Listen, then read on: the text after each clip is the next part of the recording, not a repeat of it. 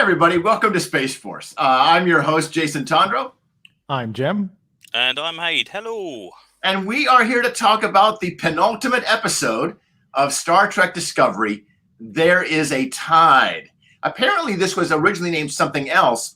There Is a Tide is a Shakespeare quote, which means I am morally obligated to discuss the title. But we will get to that, all of that in time. So the crew is split up. Like we have half the bridge crew on the planet, on the ship in the nebula, and we don't see them at all this episode. This is all the other half of the bridge crew when the Discovery has been captured by Osira, and we're led to believe that it's some sort of terrorist mission that she's going to fly in there and try and blow up Starfleet headquarters. But in fact, it turns out to be, believe it or not, and I'm not sure that I do, a diplomatic mission. And she gets into Starfleet headquarters so that she can pitch an armistice and alliance that would bring the Emerald Chain and the Federation together into a new political entity. And a fair amount of the episode is Osira and Admiral Vance debating the future of this proposed alliance. And it ultimately leads to Admiral Vance making his first hard ethical choice, like where he finally decides to place the ethical choice in front of the practical choice. And he says, okay, finally, he says, well, we'll do your armistice and we'll bring these two things together and we will create a new federation if you stand trial for your crimes. And this, even though Osira has given up so much else, like we're going to free all the slaves in the Emerald Chain and we're going to, or she claims to, we can talk about this. Yeah. I'm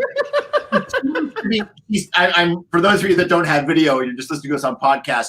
I'm reading Jim's very expressive comments, facial comments, as he reveals his skepticism over Osira's pitch. But anyway, and that's ultimately that idea that you're going to have to go on trial for your crimes ultimately torpedoes the diplomatic negotiations. And Osira decides to leave. Well, meanwhile, while all of this has been going on, we get Burnham and the bridge crew's attempts to retake Discovery. And a lot of this is the face of this is a returning character from like the second episode. What the hell is it? Zarin? Yeah, Zarin. Zarin. The cowboy guy? Yeah, the space cowboy guy. The guy that wearing his spurs in the space bar. Yeah. Like he shows up and he is the face of the Discovery occupation. And we get a bunch of fighting and action scenes in Discovery with Burnham crawling through Jeffrey's tubes and trying to retake the ship. And that culminates in, it's not resolved yet. Like there's still a lot of fighting going on inside the ship, but it ends with the revelation of the sphere data that has taken over the repair androids. Jim, you called them DOT. Is that what we're calling them? Yeah, though official designations are like DOT, and then some hyphen, and then a numeral. Oh, that's the name of a kind of repair robot. Mm-hmm. Okay. Yeah. So they've been mentioned, and we've seen them in the Star Trek short where he was following the DOT was following the tardigrade through the Enterprise history books. And we've seen them in this season as repairing the ship at various points. So we've seen them as I believe season 1 because they'll repainting the hull of the USS Discovery to the ISS Discovery. I think that may be the first time we see them. Okay, in the first season? In the full season, yeah. Anyhow, so that and then I guess the big dramatic conflict of the dramatic crisis of that whole subplot is when Burnham decides to forcibly eject Stamets from the ship in order to prevent Osira from using the spore drive. And Stamets does not want to be ejected from the ship. He wants to take the spore drive back to rescue Hugh and Adira. And I well, we'll get into that whole issue later, because the more I think about it, the more I'm realizing that Burnham has zero grounds to stand on in that whole argument, but that's something else. Anyway, Aid, what did you think of the episode? Yeah, not great. Great. It's not great. No, I was watching this. This is the first thing on Star Trek New Year's Day morning. Watch this. It's like, okay, it's going to be the build up, and it's like, okay, so it's like this was like a 5. It could stay a continuous 5 out of 10, 5 out of 10. Oh, a little bit of 5.5. There was no kind of like, oh, an 8. Oh, that's the good bit. That's the good. Oh, it just plodded along. Did stuff, carried on, stuff happened. You knew it was going to. The one thing I'm glad about more than anything else is that the bridge crew themselves actually managed to free themselves. Yes. Without having to be saved by Burnham. Burnham didn't sweep in and do everything on her own. At least they got some kind of agency and actually got off their asses and did something. Because that would have been the complete bullshit if she had to be rescuing everybody. In fact, the more I thought about this episode, the more I think Burnham was making a lot of bad moves in this episode. Yeah, a lot of effort. But all in all, yeah, after the Giorgio episodes, which were really good, we had like last episode, which was like meh, and then this one's like, I did say last time, how are they going to drag this out to 2 episodes? We now know. Yeah. So we're going to split it. Yeah, split it in half, basically. Yeah. Jim? I hated it. For numerous reasons. Yeah. The one aspect of the episode I did enjoy was the world building between Admiral Vance and Osira. Yeah. I thought that was intriguing.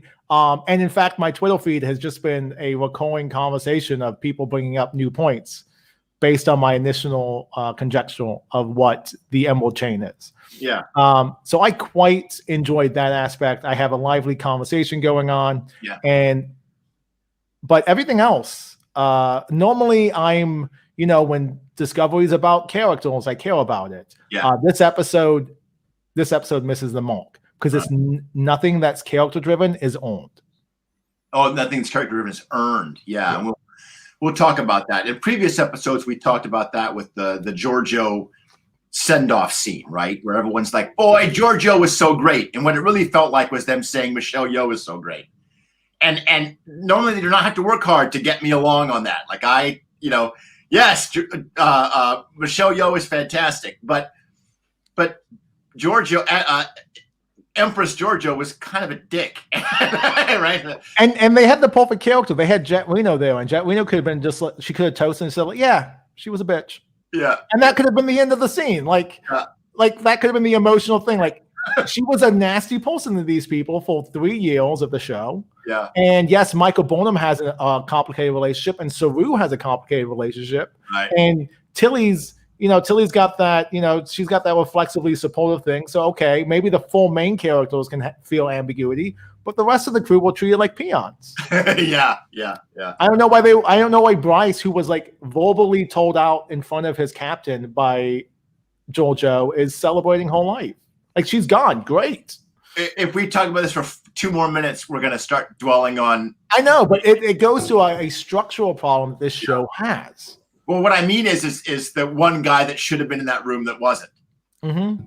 Yeah, Linus. Like, and we haven't seen Linus in like 3 or 4 episodes. We're going to spend the whole episode on Linus here one of these days. But anyway,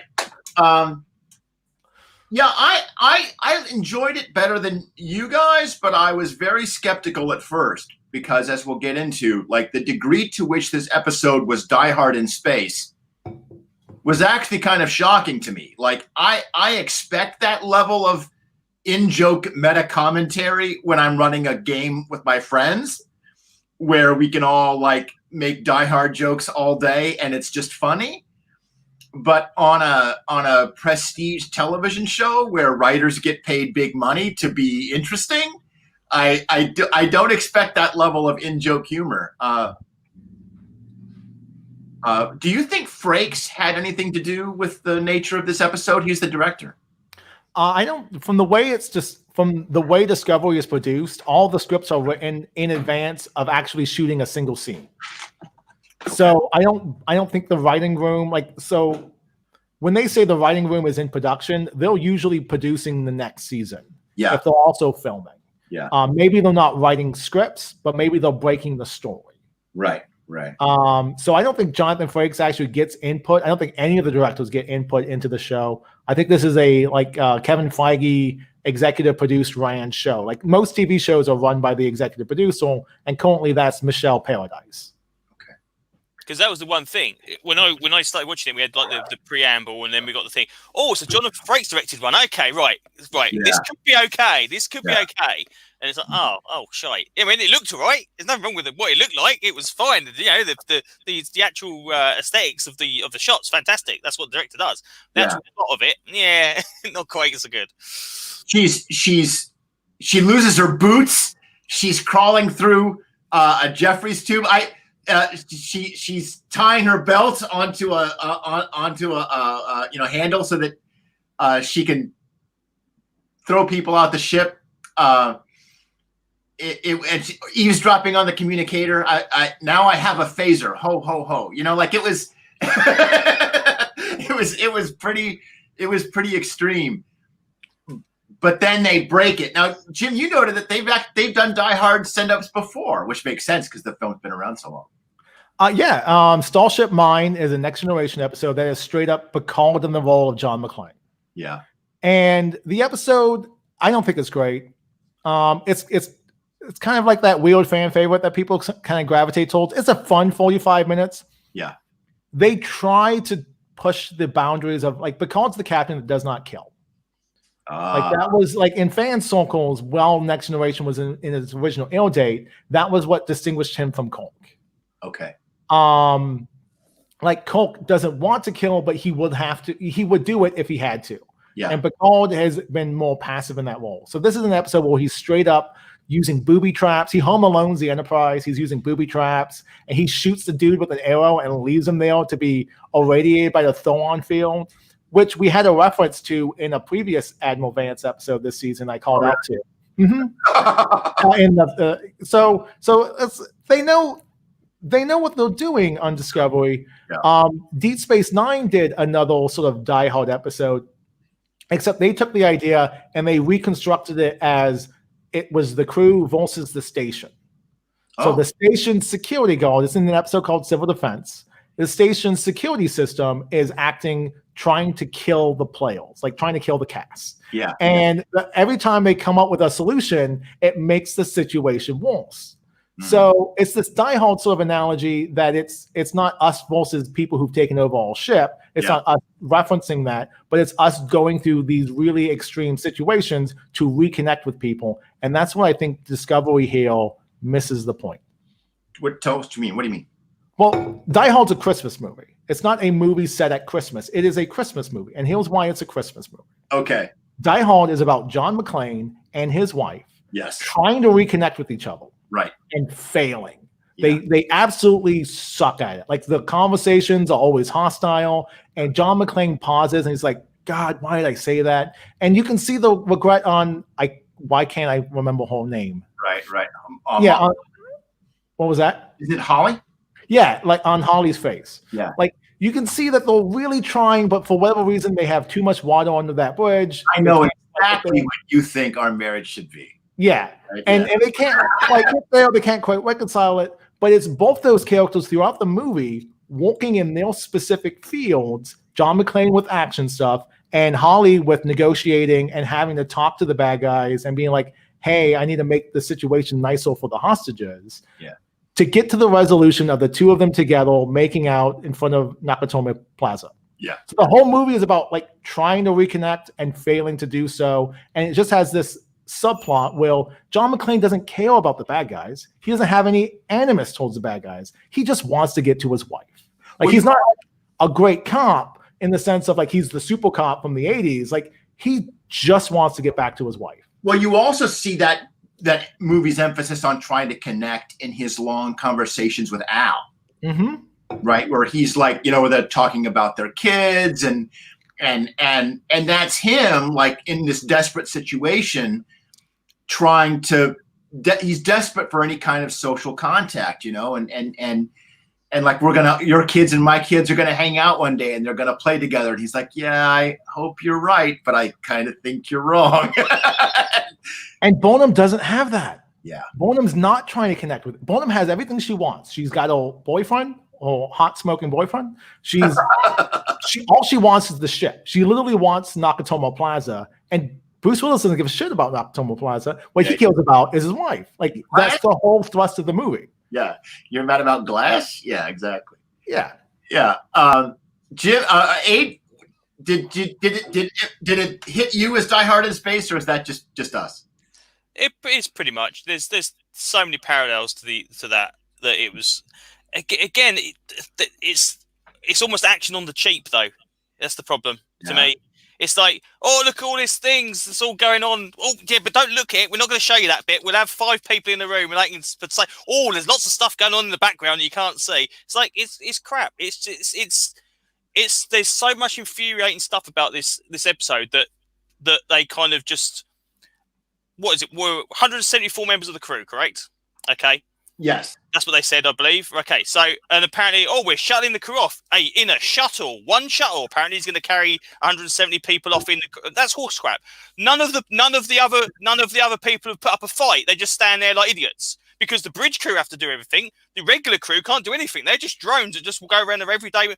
It's like, show something. At least with like First Contact, we saw actual crew members try to fight the Borg. That's right. We saw Worf do it, but we actually saw other people that were there, the security teams, whatever. What happened to the black badge security teams that were in Discovery Episode 1 that were there to secure this incredibly important jump drive? Did they just jump off before they time traveled and never been seen again?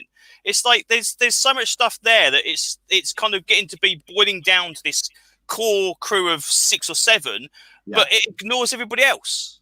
And and when this storyline kind of demands the fact that they should be at least acknowledge that they put up some kind of resistance or something else, they just go, "No, just hand wave it and it's fine." Yeah.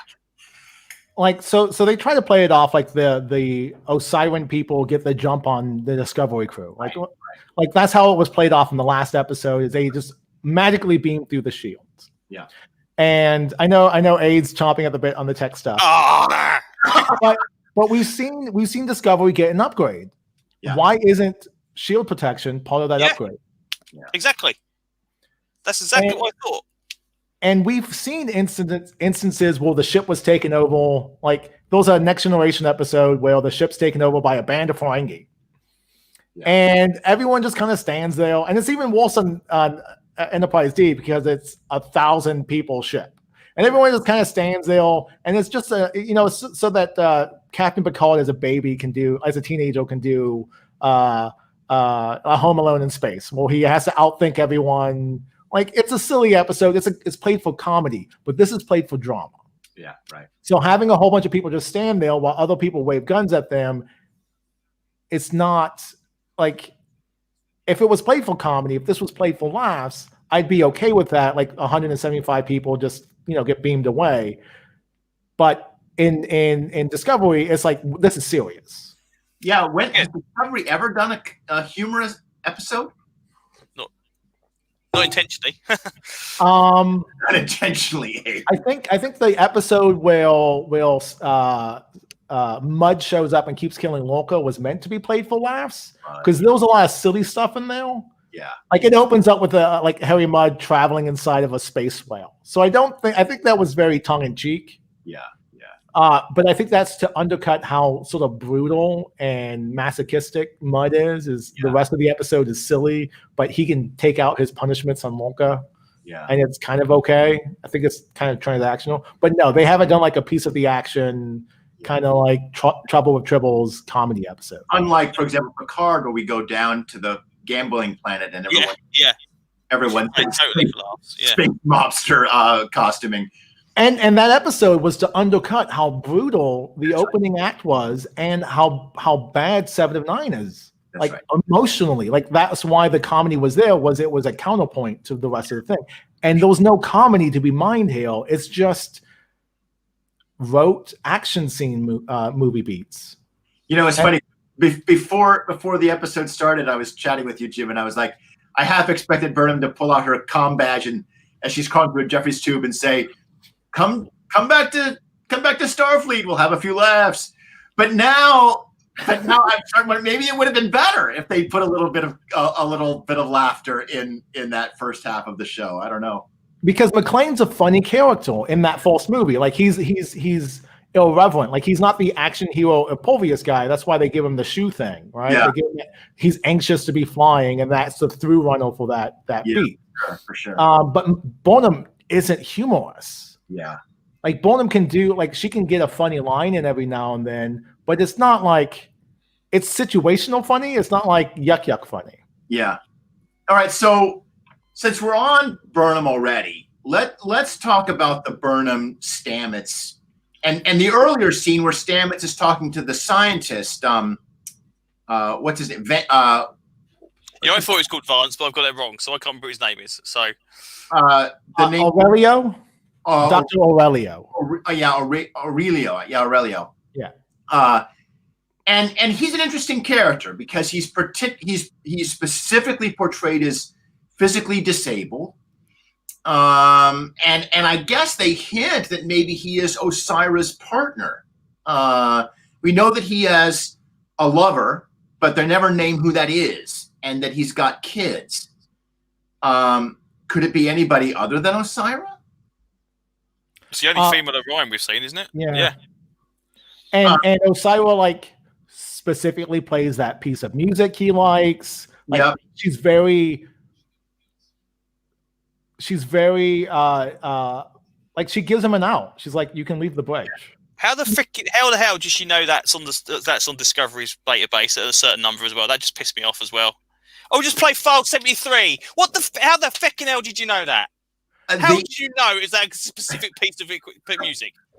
It strikes me that her knowledge of what he likes, that she knows he likes Andorian opera, is very parallel to Paul and Hugh's relationship, right?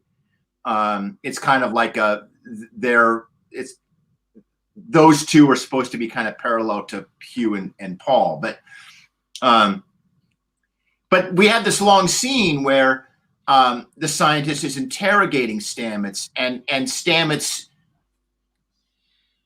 uses classic hostage strategy and gets him talking about his personal life, right? And acknowledging Stamets as a human being and not a hostage. Like, I have somebody that I love, and we have kids, or a kid. And Jim, this was an issue for you, right?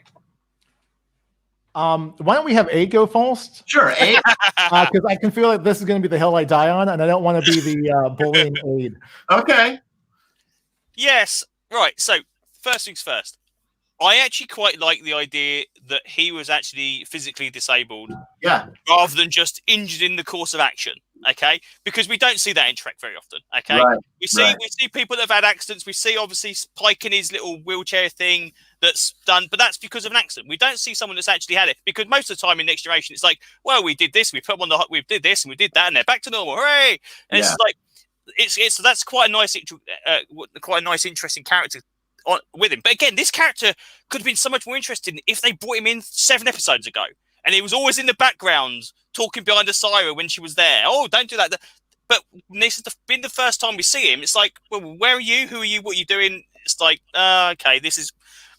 There's this kind of establishing quote where Osira says, or he says, like, we have one of the best scientists in the galaxy. Okay, because you said so. Like, and it felt weird. It felt like a weird kind of maybe it's because Jim, you've often mentioned that the show is allergic to exposition. But when when the guy says, like, I'm one of the best scientists in the galaxy, and she's like, we have one of the best scientists in the galaxy. Well, maybe I would have liked to have heard about him before. I guess I could disagree with you, Wade. I think it would be nice to have seen this guy. And in the course of the thing, he says about, Osira rescued me when I was really young. It's like, what? How?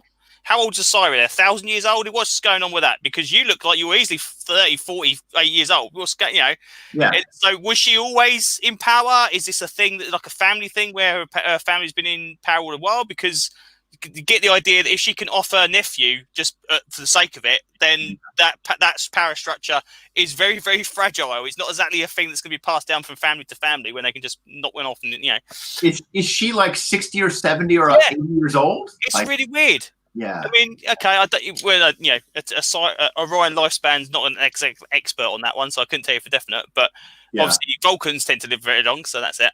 But fundamentally, the exchange between him and Stamets, it like I say, traditional kind of hostage negotiation skills, that kind of thing. I don't know. It was good. I honestly thought, funny enough, when the dot showed up at the end of the episode, I actually thought it was going to be him. I thought he was actually going to show up and say, okay, she's gone too far. Because every so often when it was saying to him about, oh, she's done some really bad things. No, she hasn't. Oh, no, yeah, you're wrong. He kind of got a bit wavery. And I thought it was actually going to be him show up at that. And it was like, oh, no, it's robots. Okay, fine. Yeah, I think they're setting him up for what's the name of the turn move in wrestling, Jim? Heel move, is it? A face turn? Face turn. They're setting him up for a face turn pretty clearly. But I liked the scene because I thought that the actor who plays Stamets is just so great. Like, to me, he can just sell that stuff. And I felt like his strategy was working. He was bringing this guy around, and then Burnham shows up and shoots him. And I'm like, God damn it. Like, if you had just kept that gun in the holster for 5 more minutes, we could have ended this in a much more helpful way for everybody. A much more Star Trek way? More Star Trek way. That's why Burnham's approach to this annoys me as well, because the idea, Burnham knows nothing about the negotiations on the actual Federation base. She knows nothing about what's going on in that scene. And then the thing is, right, I'm going to shoot you first of all, then I'm going to go and do this. It's like, you don't know what they're talking about. You've not even kind of checked in to see if it's okay to carry on. You just assumed, well, they're bad guys, need to go and smash them. Okay, so let me get this straight. Burnham says, no, you can't take the ship. She says to Stamets, you can't take the ship. We can't go rescue your family now. It's more important that we save the ship. Okay. Remember when, like, a few episodes ago when Vance was talking to Captain Saru and said, listen, if you don't go after that member of your crew who's in trouble, your crew will never look up to you again. They will never totally trust you that you wouldn't turn them over if something more important shows up. Burnham is the person who, like, quit everything so she could go chase Book halfway across the galaxy. She has zero moral ground to stand on here. And if she's going to be a good captain, and we all see that setup, right? Like, Burnham's going to end up being captain. Well, she's violating the very thing that the show has established as what makes a good captain, that they will do anything for their crew. Like, if you put Kirk in that situation, Kirk would not be kicking Scotty off the engine room. He'd be like, let's warp factor 7, man. Let's get going. It would be a team up in the Jeffrey tubes. It would. Yeah. And also, as well, what's the best place to hide the Discovery so Asari can't get hold of it? Inside a giant poisonous nebula where they can't pass through. What a perfect hiding place. They might know they're there, but they've got to fly through it to get there, and they all die of radiation poisoning to get there. And by the time they've got there, they could have pissed off to somewhere else anyway. So what's the point? I don't get it. I don't understand. The cliffhanger of this one just gets me going, like, how are you going to rescue Saru? How are you going to do anything in Star Trek? You've just shot the guy who can control the ship out of the bloody window. How are you going to get anywhere from now on? I don't know what's going to happen. I loved that Stamets' last bit, though, when he's like, we came to the future for you. We came here so you would not be alone. How dare you do this? He's so upset. And I'm like, you're right. Like, Burnham is so wrong in this episode. And of course, the only reason why I'm upset about it is because I know that the showrunners will decide she was right. Like, they will have her be validated by next episode. And I'm like, no, I don't want that to happen. I want Vance to say, you were wrong, Burnham. You should have, you did the wrong thing. He's not going to do that, but I wish he would. Jim, you're hip. All right. there was a lot to unpack here. First, Yeah. let's talk about the actor who played Aurelio. That's Kenneth Mitchell. He's been on Discovery 3 times before. Really? Yes. He suffers from ALS, so he's actually wheelchair bound. Oh, right. So they wrote it into the plot of the character. So this is a character tailor-made for Kenneth Mitchell. He played Cole, the purple Klingon in Discovery Season 1. He played Cole's dad, and then he played Ash Tyler's son. So he's been a lot of Klingons. And Ash Tyler's son. Yes, Ash Tyler has a baby. That baby is given to the cult of Boa. Oh, of course, yeah. And then he ages because of time crystals. Oh, I forgot about the aging part. Timey-wimey. So, I was really glad to see him on screen. He doesn't have to be in prosthetics. I was glad that they wrote it in such a way that they could have easily have said, "Oh, he's one of those aliens from that Deep Space Nine episode that were wheelchair bound because they don't like the gravity." But they didn't. They're like, which is what I expected. Yeah.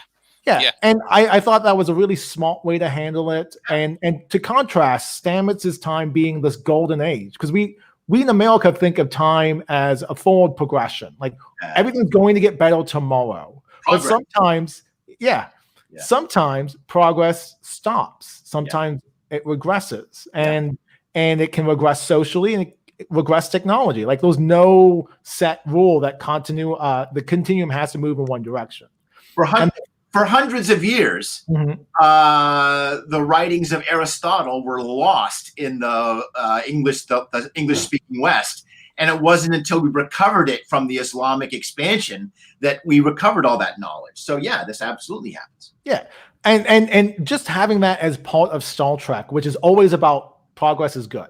Like whether it's social progress or technology progress, as long as we can talk to each other, and this is sort of where Burnham's wrong. Like, she flies in the face of Star Trek. Like when she shoots the guy, that's the wrong solution because it's not the Star Trek solution. Yeah. But my bigger issue, now that I've given Kenneth Mitchell his props, my bigger issue is with Stamets. Yeah. So when Stamets says, "I have a child," no, you don't, Stamets. The show has not owned that. So the show is trying to manufacture a subtext without giving us a context. Right. And that's this narrative in gay culture about found family. Found family is super important. Yeah. And we saw that starting a few episodes ago when Hugh and Stamets have that conversation in the room, and Stamets is like, "I really just want to help them. Yes. I really want to help them. I don't know how yet, but I'm taking an interest, and I need your support." And Hugh's like, "Yeah, I will emotionally support you." That was a wonderful conversation. Yeah. The problem is Stamets hasn't had that conversation with Adira. Yeah. We don't know if Adira is seeking a parental father figure. This is a man who's claiming ownership of Adira without their consent. And have we ever had a scene with Hugh and Paul and Adira? I don't think there's been one with all three of them at all. No, there's been a reference at the funeral ceremony last week. Yep. When we continued from that conversation, and he points to Hugh and saying, "You have both of us. We're a package deal." Yeah. But we've never actually had a scene where Adira has agency. They are 16. Yeah. So I'm an adoptive father myself. Right. I've adopted my son. I met him when he was 11, so I came into the middle of his movie. Yeah. And I didn't just assume I was his dad because I was just the male figure in the household. Right, right. I may have thought that privately, but that was a private thought. That wasn't an articulated thought because I hadn't owned that trust. And I adopted Devlin when he was 16. Yeah. Yeah. Even when we were going through the adoption process, I asked him right before we went in, I said, "If you don't want to do this, we don't have to do this. And I will still love you." Because he had agency, because he's an independent person. And he was like, "No, Dad, you're my dad. You've always been my dad." And we signed the paperwork. There's two scenes that are missing. There's that consent scene that you're talking about, where Stamets offers to have Adira join the family. "We're here if you want us." And then there's a payoff scene with all three of them together being a family. And we don't have either of those. Now, when I listen to it, and I don't have your personal background, I mean, I have a different adopted background. I was also adopted by my dad, but I was a tiny kid, and I don't remember. I never met my birth father until I was like 7 or 8. That it's still, I always knew that he was not my biological father, that he was my dad, but it's a different experience than yours, right? But when I was watching Stamets do that, I thought he was intentionally exaggerating to get to the scientist guy. In other words, I thought that it was a tactic, not a statement. But then later, when Burnham shows up and Burnham's like, we got to go. And Stamets is like, no, like my whole life is back there. I realized that and I'd kind of come along to that point anyway by that point, but I realized that no, they're really trying to sell that. And I really think that the actor's performance was very powerful, but I also agree that it was jarring at first, and I didn't follow it. So the continuity of the show, like when it comes to like this gets to AIDS point, right? Those too many subplots. Yeah. Like, and we have a revisiting of the subplot by the cowboy showing up. The man who made Tilly feel powerless is back. Yeah. And now Tilly has to stand up to him. Like, so we have this reintroduction of another subplot. Every character has like these really complicated subplots, and nothing is allowed time to breathe. Yeah. So, like, how easy could it have been to be like, hey, why don't, like in any episode, hey, why don't you come over to dinner with us? Yeah. Hugh's cooking something. Like Hugh likes to cook, he's cooking something. Yeah. Yeah. And then for Kobo, that scene is, oh my God, you're on time for dinner? Because they've established how many times he's missed dinner. Yeah. Yeah. He's missing dinner. He's like, and maybe Stamets shows up by himself, and he's like, I was really kind of hoping Adira would join us. And maybe at the end of the scene, Adira knocks on the door. Yeah, yeah. And she's entered, and you just have the shot of Hole standing in the door frame, and the two of them sitting at the table welcoming her in. Yeah, yeah. And if we had seen a progression of that to date, all we've seen is Stamets has been allowed into her private quarters. Yeah. Into their private quarters. Forgive me. While they play music, so while they sort of express their trillness. Yeah. And they had a banter of the mechanics of what's happening and why Gray is gone. Yeah. And we've also seen them working on a science project together. And as an adoptive dad, you get the fucking science projects because that's what you get. And so I was a little charmed by that. And he puts his coat on her, but she like immediately shrugs it off. Yeah. Yeah. Like the staging of that scene, he puts his jacket on her, and then she wakes up and she's like, "Oh, I don't need this. I'm going to go to my quarters." Right. And there's no. So far, that's been the extent of their relationship, and I'm not trying to downplay this found family narrative because it's super important. Right. But it needs to be buttressed by actual scenes where the person, Adira, has agency, and they're not an object. Right now, they're an object in Stamets' family fantasy.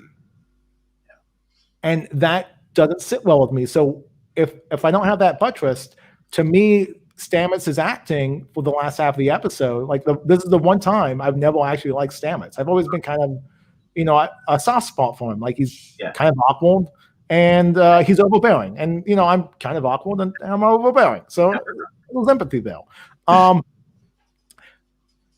It just reads like Whom Gods Destroy, and William Shatner throwing his temper tantrum, shaking his fist, pretending to be Garth of Izar beating the control panels. Like the scene doesn't resonate with me. But had we had like 2 or 3 moments in the season, maybe JoJo doesn't get a whole episode to herself. Maybe there is a digression where it's just Adira is lonely because Gray has ditched her, and maybe that's like 5 minutes of your JoJo episode. Yeah. See, I came to the same conclusion as you. When they had the actual interrogation scene, I assumed he was overplaying it to try and cause empathy. Yeah, exactly. Obviously, as it got, like you said, as that last scene kind of plays out, you definitely see that Stamets sees that family dynamic as that's the thing. Yeah. I get the impression, really, first of all, this is purely the problem of it being the Burnham show. Yeah.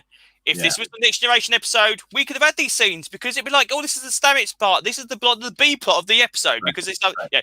But we don't get that because everything that Burnham does is the bestest thing ever, and she's brilliant, and she can do everything fantastic. Even though when she's doing terrible stuff that everyone disagrees with, it's still brilliant. and you get the impression that the writers kind of just go, right, this is the subplot for season 1 for Stamets, or this season for Stamets, yeah.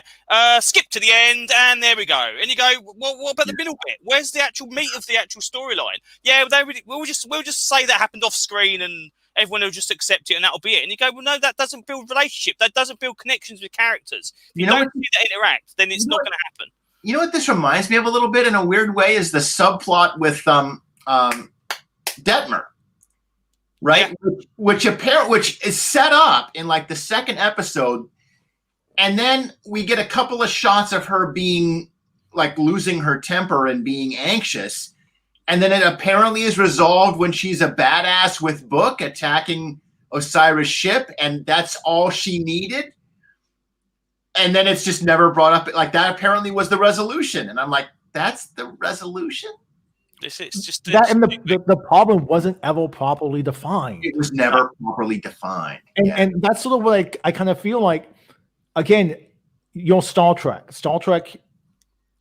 has always claimed to be progressive, but very often is very conservative in its political dealings because it's still a marketed body. This season of Discovery is extremely progressive in its representation, but it assumes that everyone who's watching it is also is progressive in the representation, and doesn't like. If I go to my parents and start talking about a found family narrative, they're going to have no idea what I'm talking about. And I have to define my terms. If I go to my parents and talk to them about PTSD, they may know a little bit about what I'm talking about, but I'm going to have to define my terms before we actually have the conversations. Discovery wants to just jump into the middle of the conversation and get the applause that they've done the thing.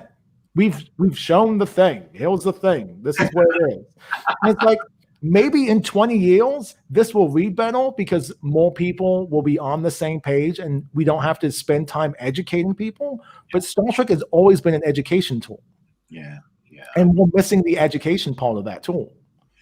I was just thinking, in a less sophisticated way that they're not handling their subplots very well, just in a more general sense. But and I do agree that Aid, it's when you first brought up this idea that if it was a Next Generation show, we'd be having all of these team shots, we'd be having all these B plots that spotlighted different characters every week, and I was prepared to just kind of say, well, this is a different show, it doesn't bother me that much, but it really shows like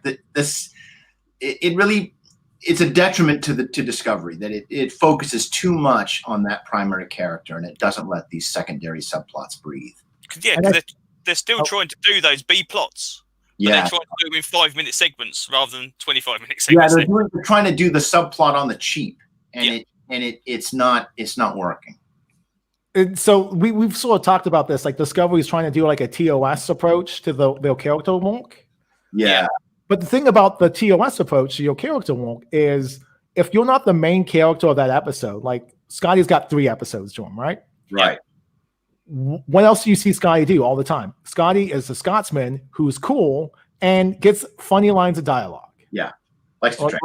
But Sulu is just a cool cucumber who does his job. Like Sulu is a badass mainly because he doesn't get anything to do. Like he doesn't have a problem. There's no Sulu problem episode where Sulu has to solve a thing, or there's no Sulu subplot that lasts 4 episodes and we don't ever actually know what's wrong with Sulu.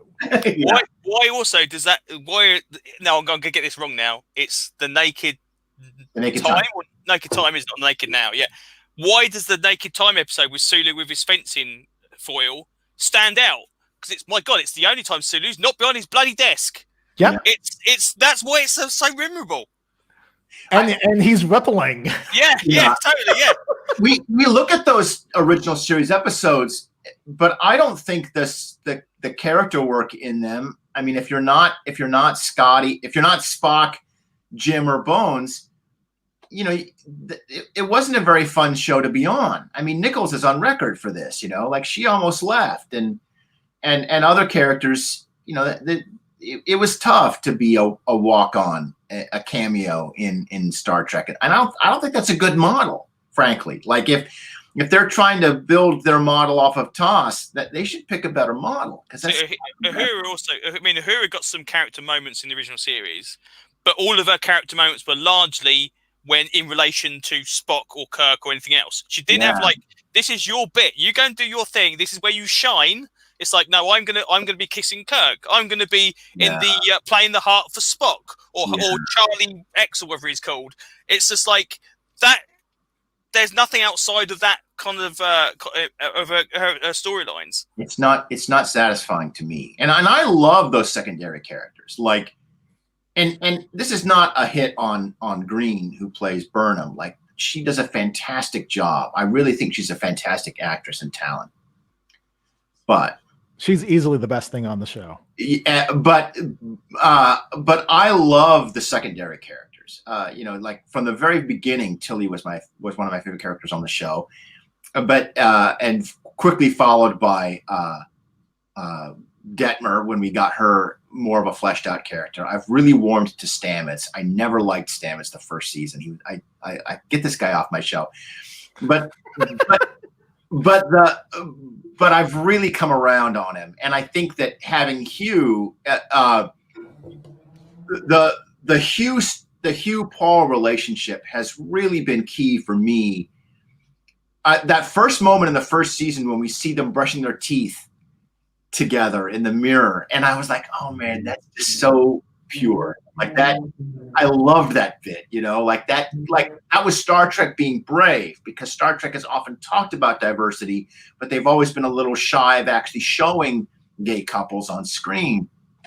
And the fact that Paul and Hugh, they kiss and they're affectionate, and I just love that. And the performers are so wonderful. And not just that, they kiss in bed.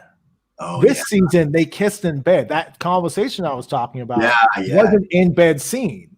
Now they're fully dressed, like there's no real eye candy from those crews, unfortunately. But you're still in bed. Yeah. And I sort of think, the model of TOS is a great model for the 60s, right? Yeah. The model of TOS is Man from Uncle. It's, you have two leading men, and they banter back. And McCoy is only grandfathered into it by season 2. Like, he's only grandfathered into it once he really gloms on to Leonard Nimoy, and once the banter starts coming back in, and the fan letters start showing up about how much they love the couple lines of dialogue when they were talking about his kidneys. The Vulcan kidneys are where the heart is, and things like that. Yeah. And they were getting the banter back and forth, and they were getting the fan response, and that's sort of why DuForce Kelly is sort of grandfathered into the triumvirate, the Trinity. But with this show, we don't even have a Trinity. Yeah, like there's no set. Like the first couple episodes sort of sets it up like the Trinity is Georgiou on top, and Saru and Burnham. And that's a great dynamic, but then they kill the patriarch. They kill the matriarch. Yeah, she's gone, and then it's the two siblings, and that's kind of interesting. But they never ride that through. And I don't feel like Burnham shares the spotlight with anyone. You've often unpacked those three characters for me, and I appreciate it as like Spock is logic, right? McCoy is emotion. But then they can never resolve their differences, and so Kirk comes in as the decision maker, right? Kirk is the action guy, so he's the guy who's able to mobilize, the debate between logic and emotion. But Burnham is logic and emotion and action all in one. She doesn't need anybody else in this show, and even though they've really, if I had to pick the backup characters, it would have to be Saru and Tilly. But the Burnham, Saru, Tilly triangle doesn't function in the same way, and I guess I'm not really sure how it does function. I don't think it does. I think Tilly's kind of the comic relief afterthought in the group, and Saru is sort of like the put upon father figure at this point in season 3. I don't know. I don't much care for the overall social dynamics. Like if this was set in the Star Trek universe. If this was like the Picard show, like they totally got rid of a bridge crew, right? Everything's done by a hologram. Yeah. Like all the roles are done by like this one hologram that has different personalities. Yeah. And that's fun and that's comical, but we don't have to sit there and think about, okay, well, I don't have to think about Tilly's mom with Picard. Like Tilly's mom is such a presence in Tilly's life. Yeah. That I feel like if it's not being referenced, it should be. Yeah. Yeah. And sort of like whole story is contrasting herself against whatever image her mother has of her. The best young kid example of that I remember is how in the Mirror universe Tilly has straight hair. Yeah. Which is what her mother kept telling her to do, was to straighten her hair. And it's and that is like subtle, that is a subtlety that the show does that I appreciate. Yeah. Yeah. Like Mirror Tilly is the Tilly that listens to her mother. I know we're running long on time. Can we talk about the Osiris subplots? Yeah, like the Osiris and Vance. When these two characters first got together, and Osiris saying, "We're going to do all this stuff. We're going to free all the prisoners, and we're going to, and all of these incredible concessions that she seems willing to make in order to join the Federation or make a new Federation." And there's this lie detector hologram in the room who's staring at her all the time. And I thought, okay, she's got to have some way. Like, what is the point of all this scene? Because I never for a minute believed that she was actually sincere in all of this. And I figured it was some kind of, because I was trained by the Die Hard plot, right? Like the first half of the episode is Die Hard. So I thought, okay, she's stalling the FBI agents to get them to do something that she needs them to do to take over Discovery. And I thought it was all like this big, like, charade that she's engaging in. Like she wants Vance to take a long time.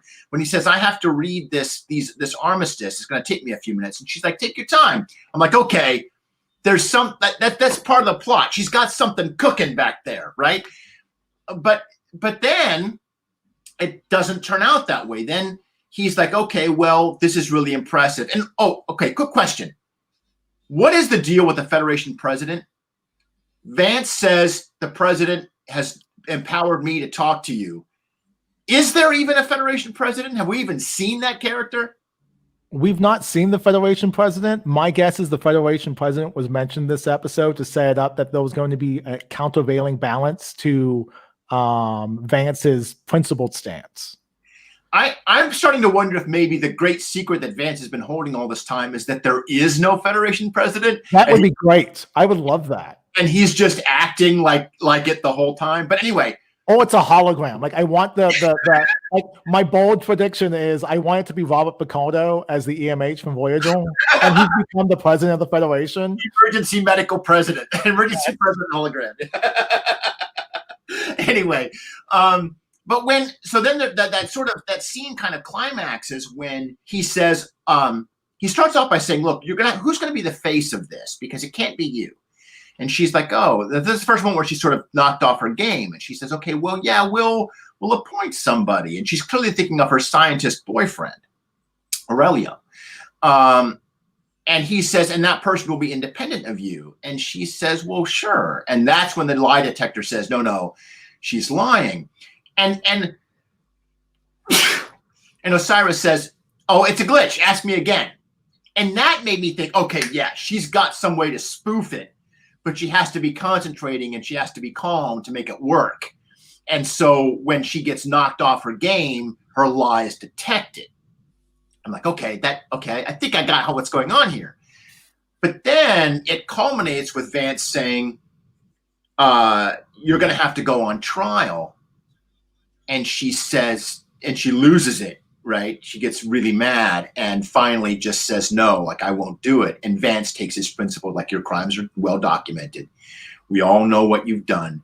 And he pleads with her. He's got that great bit where he's like, be as good as your people want to be, right? Like be good. And she's like, no, fuck no, I'm out of here.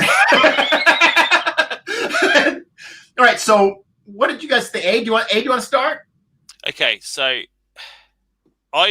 first of all, Osiris you're an idiot. All you got to do is flicker your eyes 1,000 times and the hologram disappears. You didn't do that. That was a massive mistake. You should have just done that and just kept replacing holograms, and eventually they'd get bored. So there's that. I was waiting for the Dark Federation secret to pop out. Yeah, there was nothing there.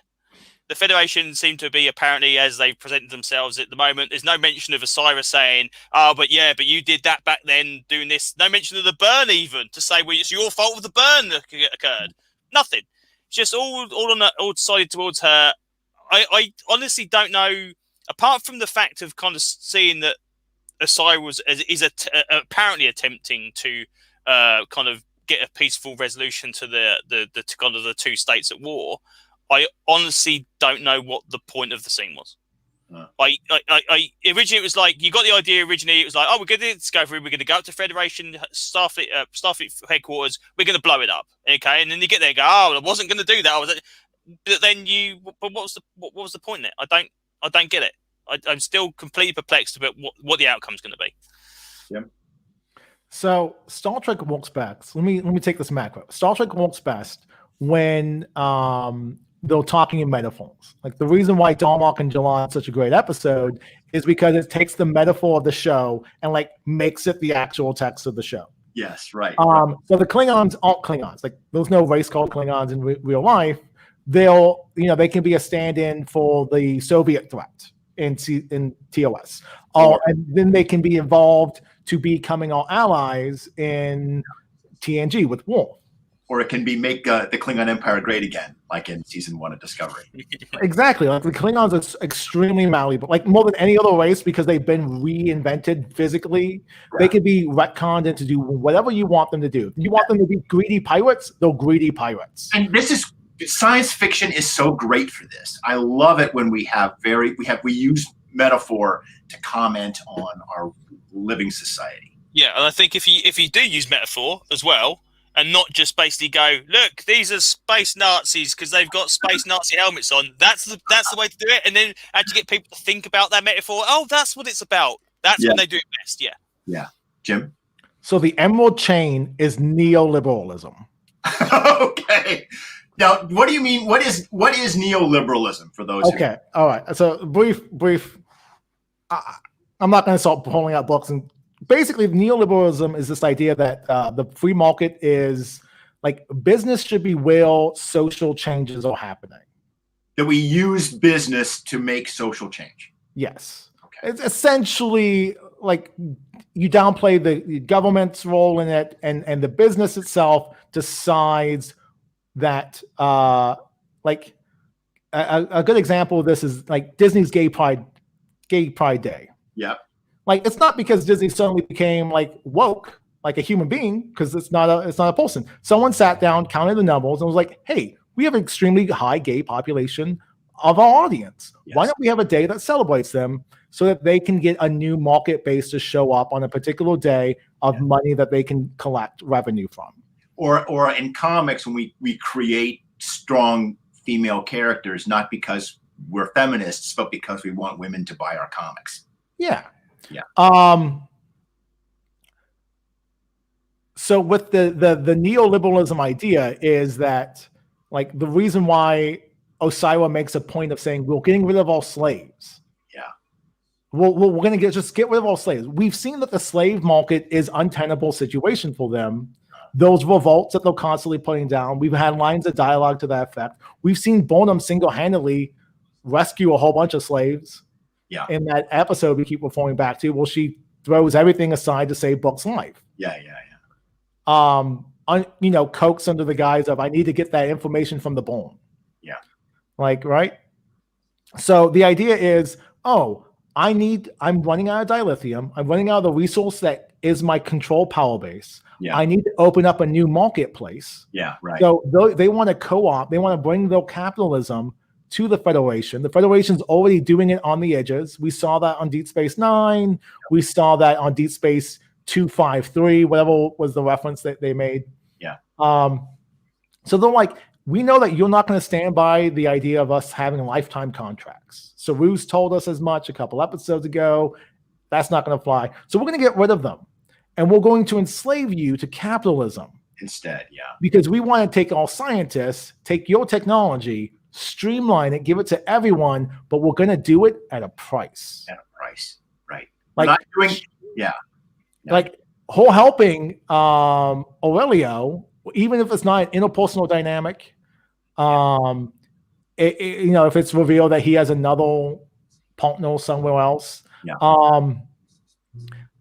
ultimately, whole power base is boosted. It's buttressed by the fact that he's the best scientist in the galaxy. She's not doing it altruistically. She's doing it because she's getting a thing. In our current day with the COVID virus, this would be like monetizing the vaccine, right? Mm-hmm. Right. Like, okay, we're going to make the vaccine and everyone's going to get it, but only if you can pay. Well, to another point, it's like the MAGA folks having MAGA face masks. Right. Like, we're not doing it because they believe in face masks. They're doing it because there's a marketplace for it, and they can make money off it, and they can fundraise off of that. Yeah. For sure. So once she actually, they had that talk about the slaves and what we were willing to give up. I'm like, Vance, don't fall for this. This is just go to your history book, go find a historian on your space station and be like, hey, I need to talk to you about capitalistic systems of corruption, and I'm way out of my depth. Yeah. So she was really selling capitalism, and she was, and the writers were trying to make that capitalism look as appealing as possible. But ultimately, when it came down to her having to be held responsible for her own actions, she blinked. She blinked. Mm-hmm. Right? You can't. She refuses to be held accountable for her own actions, which is also a capitalist problem, right? I mean, we're living it now. We're living in it now. Yeah. So my prediction is, when you bring up the president, I imagine the president's going to sign off on this. And we'll have the Emerald Federation in season 4. If they don't reboot it with time travel, we'll have the Emerald Federation in season 4. Okay. You're starting to hedge your bet on the time travel. I'm still committed to the time travel beat as the resolution to the Bourne subplot. But if this Bourne subplot continues on into season 4, I imagine that we'll have like this Emerald Federation bad guy as everyone after Discovery. And I kind of want that show. Like, I want the show where it's like, we're going to form and radicalize people on the fringes of this political system that is corrupt. I sort of wondered, now that Admiral Vance has taken a firm ethical stance on something, that maybe that's the end of his story arc. I mean, if we're talking about how subplots are handled on this show, his story may be done. So I'm starting to wonder if maybe he's the guy that dies next episode. One of maybe multiple. Well, there's that line that Tilly has, and we haven't even talked about the robots. Like, there's that line Tilly has where she's like, "You're basically all red shorts. If any of you fall, keep going." Yeah. And then the robots show up, and I just want to point out that they'll eyeballs are colored in the standard TOS colors. Like, one's a yellow bot, one's a blue bot, one's a red bot. That's great. That made me smile. I have literally been waiting for the robots to show up all season because of their appearance, their prominent role in the opening credits. Exactly. Yeah. And we knew that they had to be showing up, or the like, okay, either that or the credits were really misleading, which, like, why are they in the credits? They've got to show up at some point, and this was it. So I'm still not convinced, though, that the idea that the entirety of the sphere data can be transferred to the robots out of Discovery's database, because there's a bit of extra bit of information here, but it's some old movies, and I'm thinking, okay, that what? And then they go, the robots are here. You go, why, what's going on with that? I don't get it. It's just like, I got some billions of years of history jammed into some robots that can literally clean your bog out every morning. It's just like, this is really weird. I don't get it. So yeah. Well, anything we missed, gang? Oh, one last observation. In our notes here, Aid, you had asked, like, where's Jet in all of this? Yeah. I have the answer to that question, actually. I found out what's going on with Jet, and that's because the actress who plays Jet, out of COVID concerns, did not want to get on an airplane and fly to where they're filming the show. Right. So that's why she's not in this season, is because she wouldn't get on an airplane. So I thought this was going to be. Now you kind of ruined it, right? Because basically, what the idea was, my idea was, we've seen the com badges, okay? Yeah. We've seen the idea that when they teleport onto the bridge, they literally teleport to every single person with a comm badge. Okay, so I'm thinking someone's feeding them comm badge information. Jet is missing because Jet's comm badge was given to Adira so they could go to the planet. Therefore, Jet has not been found. Jet is out there because they've got no comm badge thingy. And also the idea that Linus is also bipping around all over the place. Oh, if Linus like teleports all over the ship in the last episode, that would be the perfect payoff to that. But it's like, and then you go and you say, "Well, no, she just wasn't filming." It's like, "Oh, okay, well, that's that screwed over then." I want Linus with a phaser rifle, like just like 50 teleports all over the ship, like blasting pirates. But again, there's so many bits in this. Again, the nitpicky technical stuff. Again, going to this. Say, well, no one could target and fire so quickly, and he was like, "But I have my alien eyes that can." Exactly, yeah, they'll be all subtitled together. That's right, yeah. Oh my God, we are writing a better season finale than this show is going to give us. As we spitball these ideas, just making Linus the hero. Yeah, Linus we all dissolve.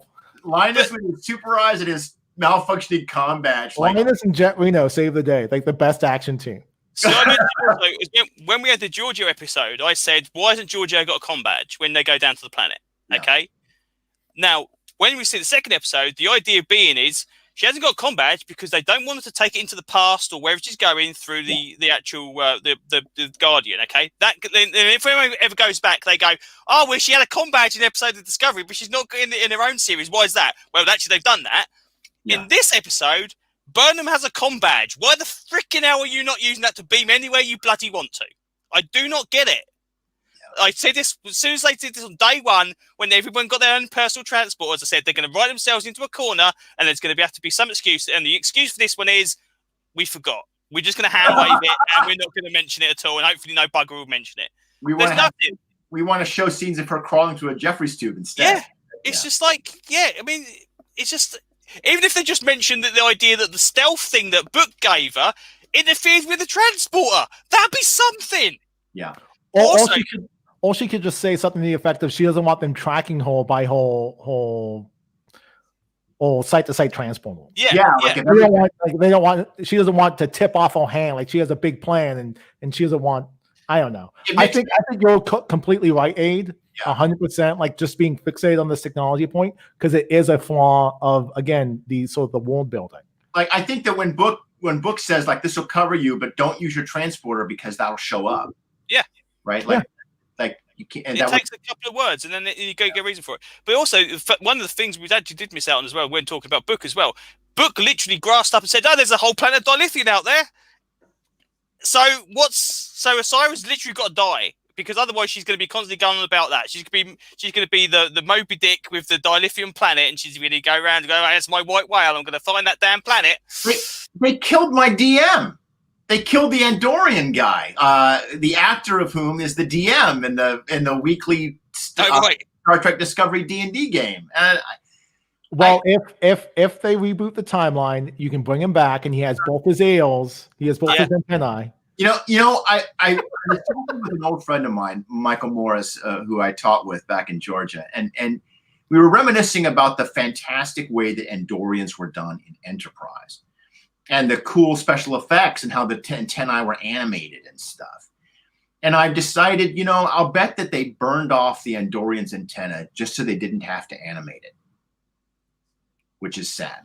Well, it's part animation, right? But it's also part mechanical. Those are puppeteer. Like it was a lot of work to get the antenna to move in Enterprise. And I think that they just didn't want to do that work, so they mutilated the Andorian character, which is bad.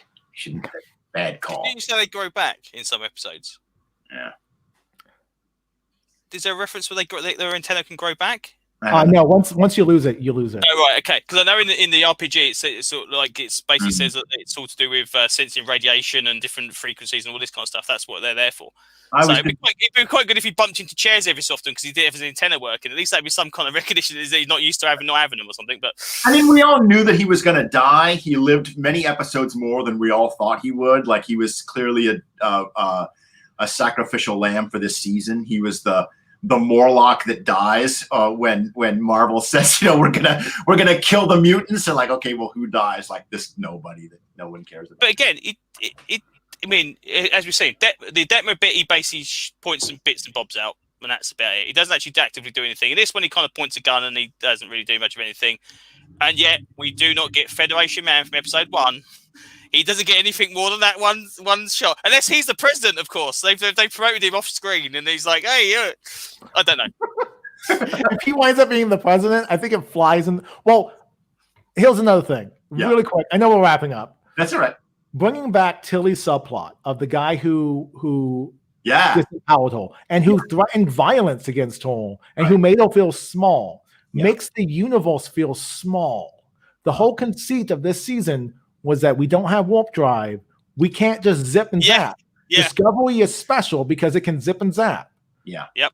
And all of a sudden, this ice guy who was, ice pirate, cowboy guy shows up just to threaten Tilly again. Like, it flies in the face of the conceit of this season, which is the universe is so much bigger. Yeah. And then this episode makes a point of saying how much bigger it is by having Kenneth Mitchell's character say, hey, in the old days, you could just really easily fix this, but now we can't. Yeah. But bad guy henchmen can just show up as the plot needs them to. You know, I have to presume that they were planting that guy in episode 2 to be the closest Tilly is going to get to an arch nemesis, so they could bring him back in episode 12, right? Mm-hmm. But I find him so go ahead, Abe. So, like you said, though, like we said many before, the idea that all of these episodes are finished before anyone sees those episodes as well. Yeah. No one's quite clamoring, oh, we want Pirate Pete back from episode 2. It was great. It's not that no one's asking for that. So the idea that had to be preordained, and it's like, okay, I mean, again, we've seen when the first laid down the world bin, it's like, okay, subspace is decimated. You cannot communicate with these far off places. Okay, that makes sense. You can't warp there because you've got no dilithium. And then eventually they thought, shit, what do we do now? Transwarp conduits. Okay, right, transwarp conduits. So now they've introduced those, and they just happen to be going everywhere you really want to go. Whereas, back in the Borg days of Voyager, you might get one every so often, that would be it. But these seem to be dashed over. And it just happens that Pirate Pete's got his own transwarp conduit next to him, and he can get to Cyrus Place to get to Federation headquarters. It's like, it's too convenient. It's just too convenient. I'd forgotten that you named him Pirate Pete in episode 2. You're absolutely right. I can't believe I forgot that. The Kazon in the Voyager, because the Kazon was like, well, we're supposed to be traveling from A to B, and we're constantly running to the Kazon. We have to get rid of the Kazon. They cannot be there all the while, and that's why after a couple of seasons of that, they decided, we've gone out of Kazon space. We can't do it. They almost tried to do that with this one, but they keep bringing them back, and it's a mistake. Yeah, I feel that the universe was way bigger before we got to Federation. Like, it felt there was an unknown danger quality lurking around in the first few episodes that I appreciated. But once we have a central base, once we have our central covenant, all magic to speak, and then everything sort of has to revolve around the Federation. And I think that was a misstep. Like, if everything revolved around Discovery, I think that's a stronger bit, and you don't need to have people zapping in and out of, episodes across giant sectors of space. Yeah. Because exactly, I mean, we're seeing, right? So the oh my god, I've just completely blanked what this ship's called now. My god, okay, right. So the Excelsior, right? The Excelsior is the first transwarp ship they acknowledge, okay, right? So theoretically, this technology is built on that, okay? So the idea that the Federation have not tried to upgrade existing ships with dilithium into transport ships would be something, okay? But the idea that if they know that the Emerald Chain are using transport to get around the galaxy to these various locations, they're not going to capture a ship and ask them where this stuff is. The idea that they haven't been to Vulcan or Earth in all these hundreds of years since the burn, or the 150 years since the burns, but you've got someone literally next door that can go across the galaxy to pick up Pirate Pete and bring him back to here. It just seems ridiculous. It's so shit. I was saying in my notes as well, the idea that nobody's built any bigger batteries on the bottom of Starfleet Academy to build that sphere of energy around. They have to have all them ships in there. It's like, it's a parking lot. They're not doing anything. They should be out there doing something. They should be out exploring and getting. If it takes 6 months to get somewhere, go and bloody fly there then. Take 6 months. Yeah. But they're not doing it. And but the guy next door has got, his super powered ship that could do it. You're telling me that Federation we need one of those ships. We need to be able to get from A to B quicker than we're doing now. Why aren't those ships at the Kelpian homeworld? Isn't that where the Emerald Chain's fleet is? Like, didn't we determine that we were all going to have to go off and fight them there? See, Yeah, they reference it at the beginning of this episode. It gets referenced. My assumption is that when they first introduced Starfleet headquarters, they said like all the power was being fed from the ships that are in port at the time to generate the force field. Okay. Mm-hmm. Okay. Somebody should have come up with a better engineering solution than that because that's ridiculous. Okay. It's kind of like the idea if that's a temporary measure, fair enough. If that's your permanent solution, what are you doing? And they all must have crew. None of them crew beamed onto Discovery to recapture it. There must be hundreds of people. We see Galaxy-class starships out there. They've got thousands of people on it. Oh, well, we can 2-to-1 them. No problem at all. No, we're going to sit here and just hold back and not do anything about it. It's go ahead. Sorry, carry on. It reminds me of the motion picture scene when they're in the wormhole and Kirk wants to use phasers on the asteroid, right? And that's when we find out that no, you can't fire phasers when the warp is down because we connected the phasers to the warp drive, and we're like, well, that's the stupidest thing in the world. Why would you ever do that? Yeah. Well, it to Aid's point, yes. No one was clamoring for Pirate Pete. Now, I just want it to be known that we are not perfect people. Yes. If this was a giant subplot to get the communications officer back, I would not have any problems. Right. Because there was a difference in quality of writing. One character connected with the audience. Yes. And the other character just is there. Yeah. And so if this is a whole giant subplot to rescue that communications officer who's in the middle of that one sector that Book will never go back to, I'm all for it. Now you can tell this guy's evil because he's got a black hand, right? A hand that's frostbitten, and I'm like, he needs a hook. Pirate Pete should have a hook. Yeah, exactly. Yeah. either a hook or it was parasitic ice. Like, give him superpowers, right?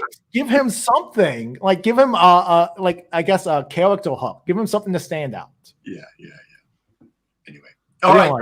Well, we've got one episode left. We've got the finale, season finale, and we're going to find out if my wonderful co-hosts are correct, and that all of this is going to be rewritten with some timey-wimey shenanigans that reboot the entire season, and along the way reveal that the Federation are the bad guys for season 4.